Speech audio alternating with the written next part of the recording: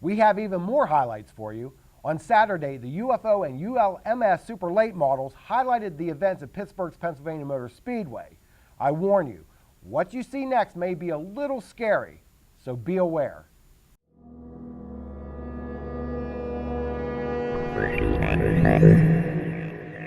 It looks like the UFO series is enlisting some out-of-this-world help for their events. So on to the first of two super late model features. Chad McClellan starts on the pole position, but it doesn't take long for John Mollick to get around him for the top spot. On lap 3, Lynn Geisler takes the high road with Keith Barbara working the low side. Off of turn 4, Geisler gets a strong run and tags Barbara. The 17 has a flat tire and considerable damage. On the restart, Mark Banal squeezes to the inside of Mollick with Tommy Beck hanging to the top side. Mollick will retain first place. A lap later, it's Geisler and Barbara again bringing out the caution. Think it was retribution? Barbara would be disqualified, and Geisler parked it for the evening. For the first 19 laps, Mollick has been the man out front, but he slows on the backstretch. Mark Banal inherits the lead and holds on for the victory.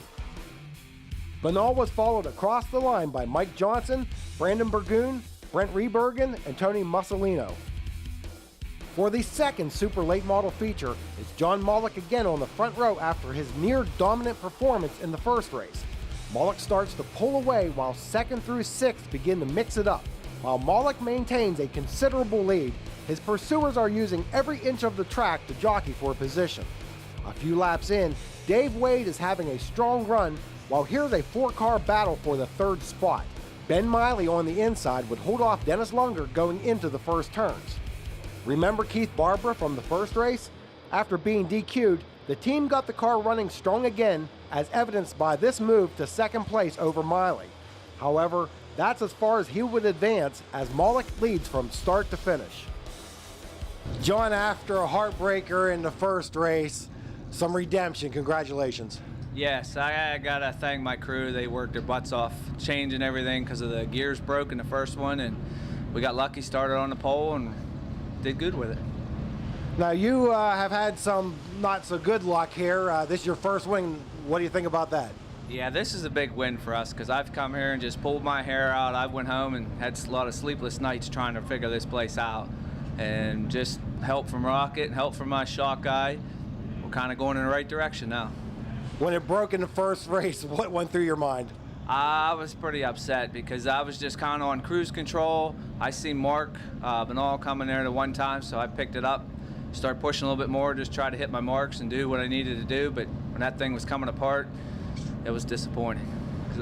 So what was the difference tonight as opposed to the other nights that you've had some problems? We kind of figured out what we were doing wrong with the car as far as setup. A lot of this late model stuff is setups. Motors a little bit, but setup is extremely important to what the car does and what it wants. And I'm quite challenged when I'm trying to figure this stuff out. Burgoon finished 3rd just as he had done in the first race. Miley came home 4th with Tommy Beck rounding out the top 5. While in the pits, I came across this interesting story. Tyler Carson was there with his brand new Fast Track late model. Tyler has competed in the track's Young Guns division. So when it was time to move up, he decided to take a different approach. This may look like just another late model, but for Tyler Carson, it is much more. The car is not only his new ride in the Fast Track series, but it is also his senior class project. I decided to do a crate late model for my project. Basically, I took it from bare chassis and built it all the way up to complete car. And I'm taking it this Thursday to show it off at school and present my project. Although Tyler got some assistance building the car, very little was from fellow students. Other students, my friend Stuart here, he's helped me building it, and you know, my friends over here, they've helped me build it. Other than that, that's pretty much all I've had from students. I've had my 2 mentors and my dad helping me the whole time. Tyler has fulfilled a dream, first starting with the Young Gun series. I've been coming here ever since I can remember as a kid, and never thought I'd get a chance to race, and now all of a sudden they started Young Guns, and all of a sudden we had a car and we could go racing, and it was just like, wow, that's what I really wanted to do. So we come out and done okay so far. So, does he think he will get an A+? Yeah, the teachers that have seen it so far, they've all said it's going to be good. Unfortunately, some mechanical problems kept Tyler from making the feature.